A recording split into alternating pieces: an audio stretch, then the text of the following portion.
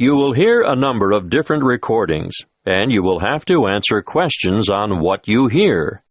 There will be time for you to read the instructions and questions, and you will have a chance to check your work.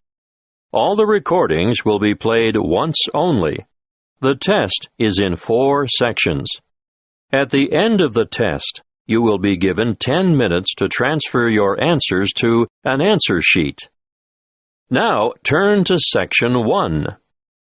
Section 1. You will hear a conversation between an officer of the Small Claims Tribunal and a consumer who wants to make a claim. First, you have some time to look at questions 1 to 6.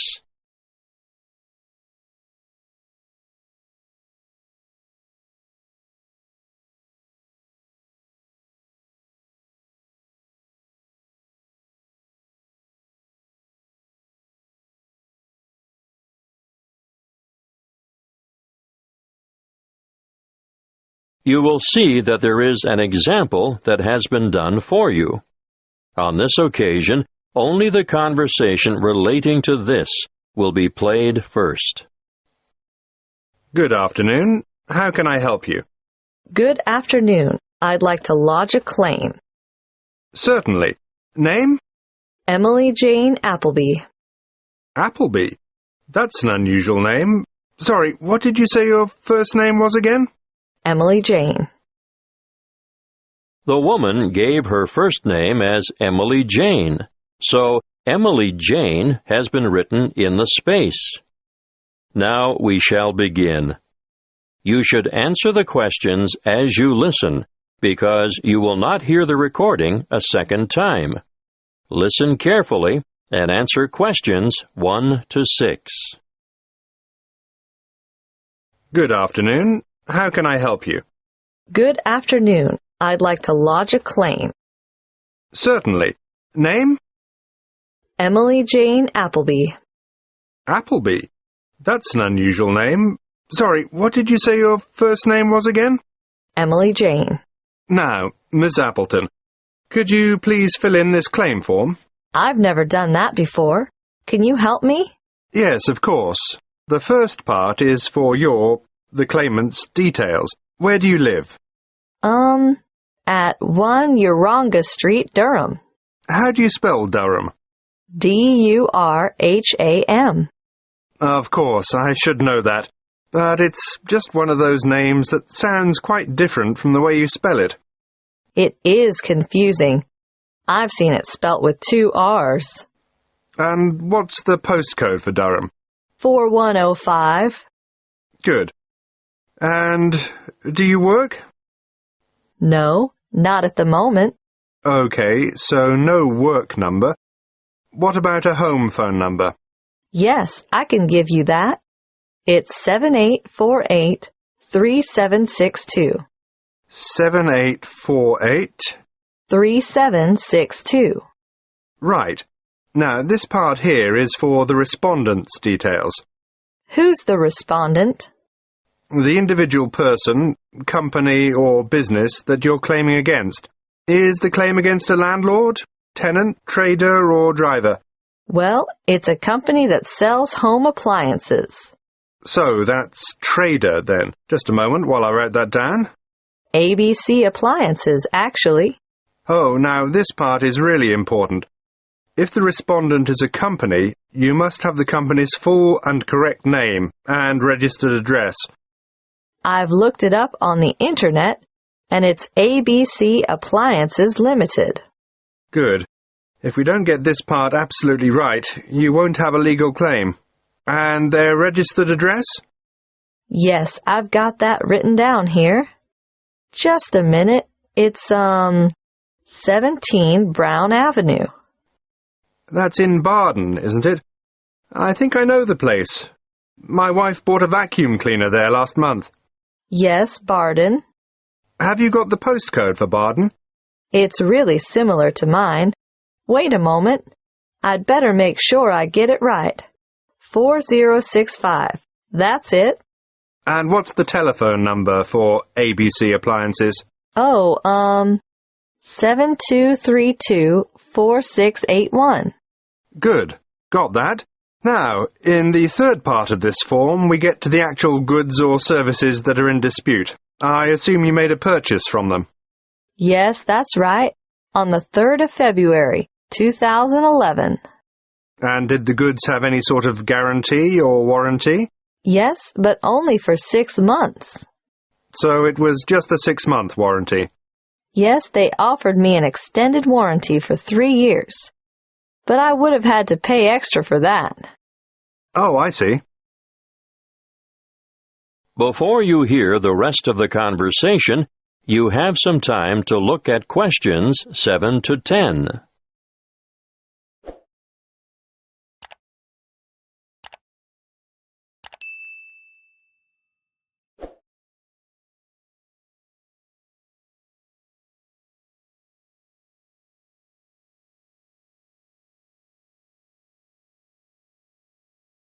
Now listen and answer questions 7 to 10.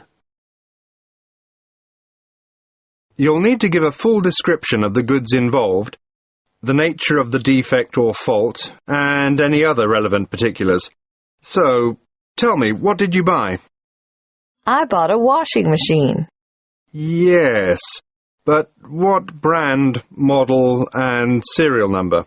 The brand name was Mallard, and it was the Whisper model. Serial number, just a moment.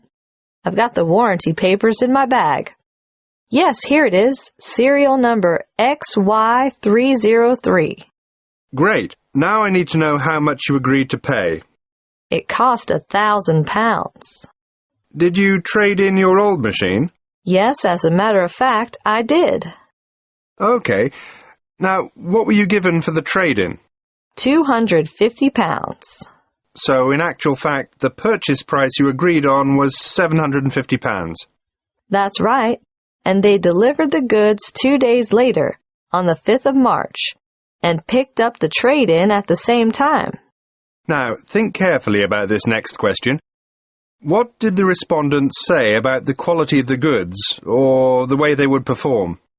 The salesman who served me at the appliance shop said, "The Mallard Whisper model has a much shorter cycle, so it uses less power. Oh," and he added, "and it will also use less water." Is that true? Well, partly. It does seem to use less water, but both the wash cycle and the rinse cycle go on for much longer than my old machine, so I don't see how it can use less electricity. But the sales assistant also said, "This model is whisper quiet." And is it? No, not at all. It's so noisy we can't hear the television in the next room.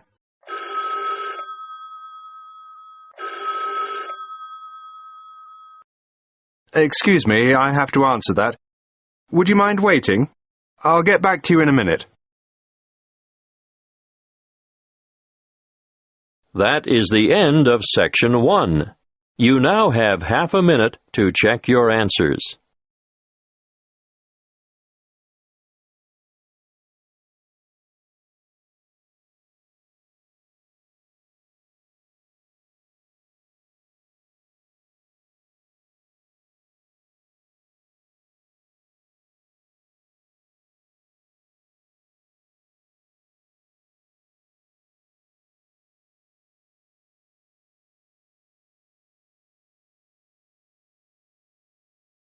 Now turn to Section 2. Section 2.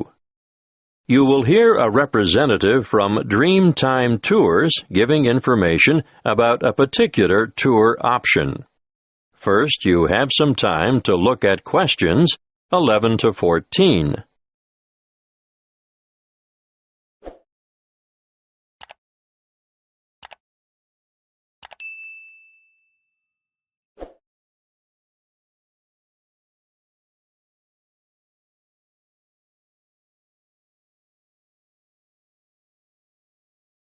Listen carefully and answer questions 11 to 14.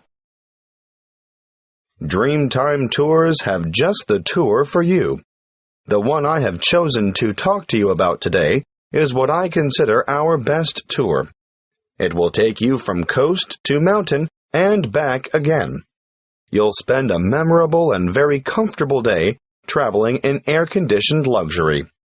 You'll see from our brochure that we have 4 pickup stops along the coast, and about 20 minutes after we pick up our last passenger for the day, we'll be stopping off briefly at a magnificent housing development, marina, and shopping complex. You'll be able to admire some of the most expensive and lavish houses on the coast. And here we'll take a quick walk around the waterfront. Now, despite its name, Hope Island, we can reach it without getting our feet wet or taking a boat ride. Hope Island is connected to the mainland by bridges. From there, we head inland to the beautiful Tambourine Mountain. You'll have time to browse in the many specialty shops, or you can sit and relax at a friendly outdoor cafe. We board the bus again and pass through an old timber milling town on our way to O'Reilly's Green Mountains. Once there, you might wish to venture across the famous Treetop Walk, which is a bridge suspended in the canopy of a rainforest. Definitely not for the faint-hearted. If you're not up to the excitement of this walk, or perhaps after you've done it, why not enjoy lunch on the balcony of O'Reilly's restaurant? Before we leave, you'll have time for a stroll through the botanical gardens, or perhaps you'd like to feed the beautiful parrots and other birds. We'll supply the birdseed.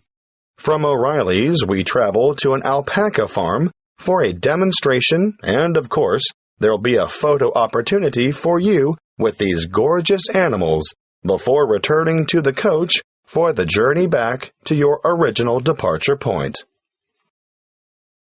Before you hear the rest of the talk, you have some time to look at questions 15 to 20.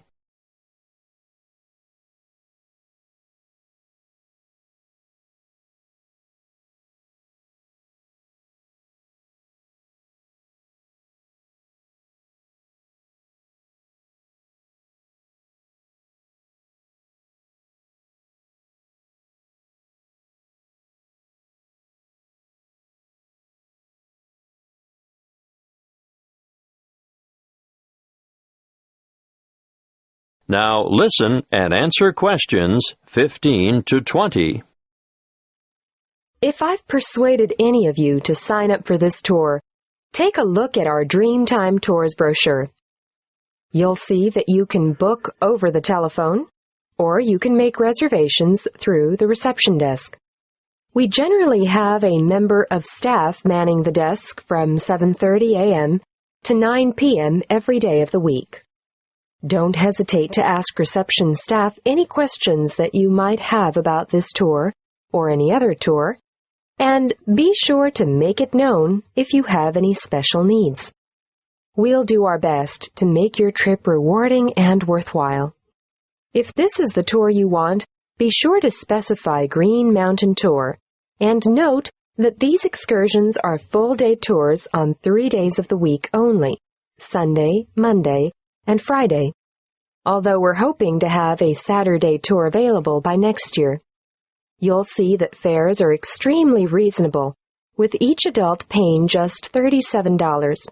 Now, that's not bad for a trip of around 280 kilometers, is it? If you want to bring the family, obviously, the Family Pass is great value at $94. That includes 2 adults and 2 children. But if you're an older adult, over 65, in other words, a senior citizen, your fare is discounted too. You'll pay a bit less than the full adult rate. Please note the departure times. We adhere to these strictly. The coach will leave the southernmost point of Coolangatta at 10 to 8 sharp, travel through Burleigh, and on to Surfer's Paradise, which is our most popular pickup point, departing from there at 8:30 in the morning. At 8:45, we make our last pickup at Labrador. May I remind you to dress appropriately for the day? Ladies, no high heels, please. Comfortable walking shoes are what is required, and I always recommend that everyone takes a light jacket because the mountain air can be quite cool compared to the heat and humidity of the coastal regions. Oh, something else I should remind you of. The prices quoted in the brochure are just for coach travel, although we can arrange for a minibus to collect you from your accommodation and bring you to the departure point free of charge. If you want to avail yourself of this service, be sure to let the booking clerk know. You will need to bring along extra cash or a credit card to cover expenses such as optional side trips, food and drink, and, of course, entrance fees to the various attractions. Well, that's all I have time to tell you. If you have further inquiries, please use the phone number on the brochure. That is the end of Section 2. You now have half a minute to check your answers.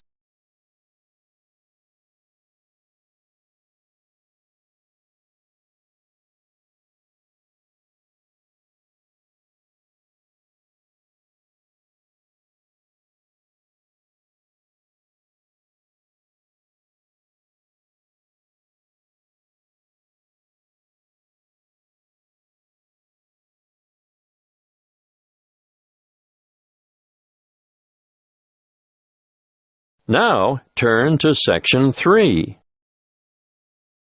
Section 3. You will hear a conversation between two training college students and their liaison officer who is enrolling them in a volunteer program which provides English language support in a local secondary school. First, you have some time to look at questions 21 to 25.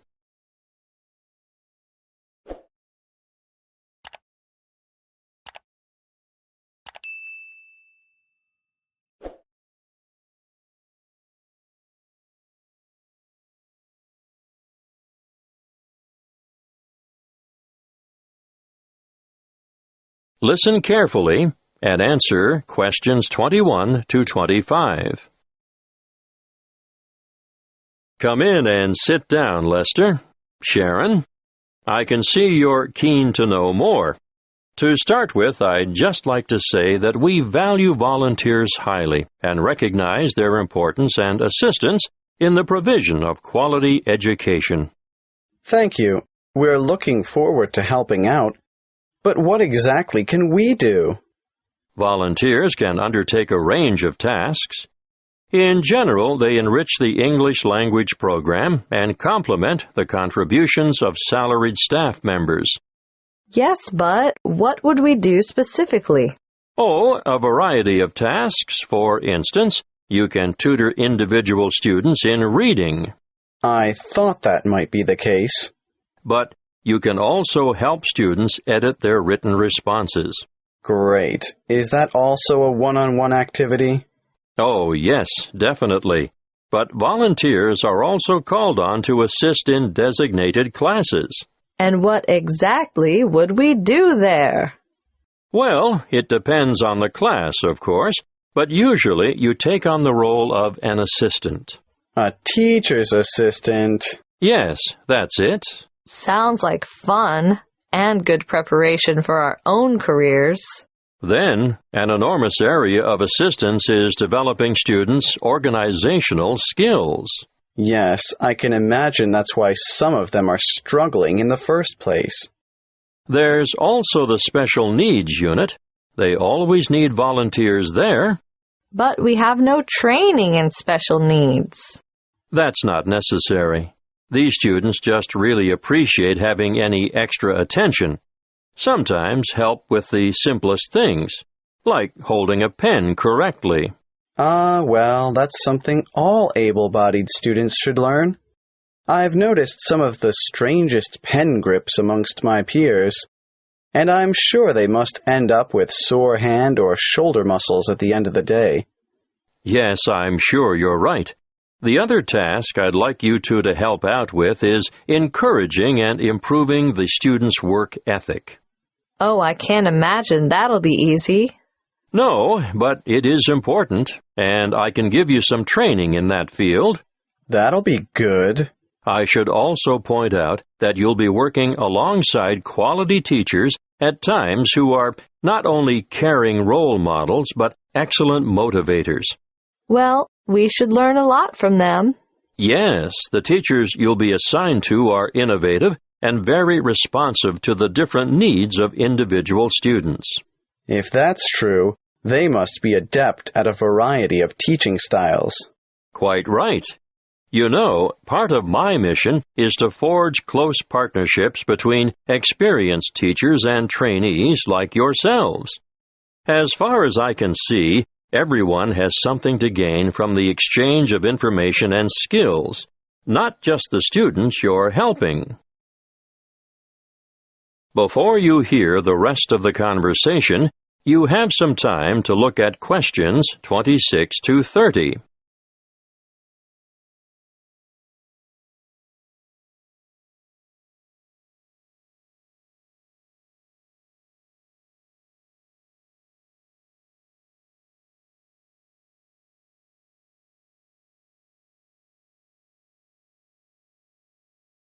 Now listen and answer questions 26 to 30. There are a number of interesting developments going on at the moment, and I've chosen you two because of your varied academic backgrounds. Now you, Sharon. I majored in business studies before I came to Teachers Training College. Yes, exactly. Well, I've always been more interested in science, marine biology in particular. Yes, I think it's quite exciting. The school you're going to assist at is augmenting the number of vocational learning experiences offered within its subjects. Educational philosophy these days seems to recognize the importance of increasing practical components in the curriculum. Areas of development being pursued include building and construction, agriculture, business education, and hospitality. But the Marine Studies course is already well developed. Oh, now I see where we fit in. You'll find that the school has an excellent library and audio-visual collection. There are 3 computer laboratories and a special needs network with 6 stations. Ah, they are well equipped.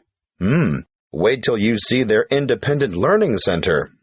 What's so special about their ILC? They have the most sophisticated self-learning software I've ever seen in this region of the country. Really? Uh-huh. And there's a wide number of extracurricular activities, an extensive sporting program. Oh, sport? Not my thing at all. Well, no, maybe not. But they also promote students' participation in different scholastic competitions. I'm impressed. I think we're going to enjoy this. That is the end of Section 3. You now have half a minute to check your answers.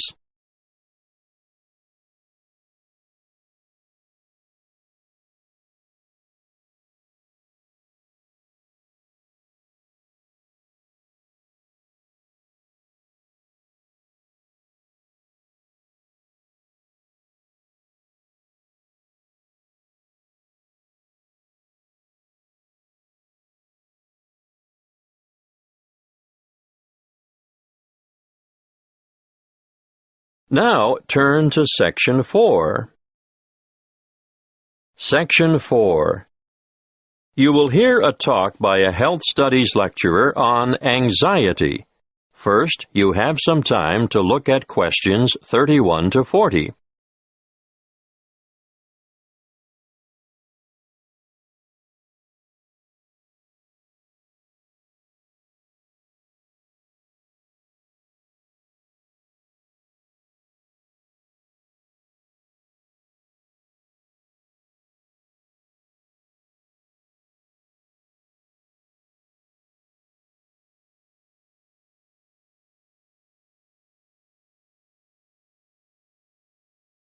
Listen carefully and answer questions 31 to 40. My talk today is on anxiety. Anxiety is something you've all experienced at some time in your life, so you'll know that it's an emotional condition in which feelings of dread, fear, and mental agitation predominate. However,